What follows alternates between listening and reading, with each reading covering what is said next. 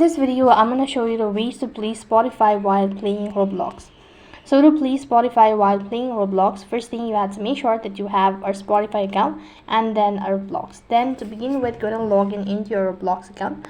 And when you logged into your account, that's going to take you to the home page, and make sure not to remove it from the background. So just exit out of your app and make sure not to remove it just by swiping up or just completely closing it. When you've done that, you need to go ahead and open up your Spotify at the same time.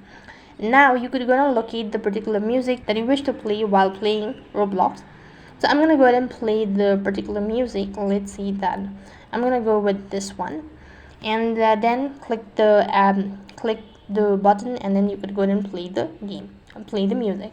Then you could go ahead and exit out, and here you can see in the background that the Spotify is still playing.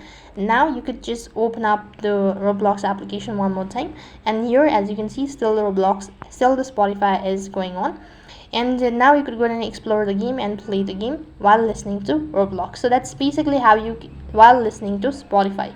So in this way, you could go ahead and play Spotify while playing Roblox. That's it for this video. I hope the video was helpful. Make sure to like, share and subscribe to our channel.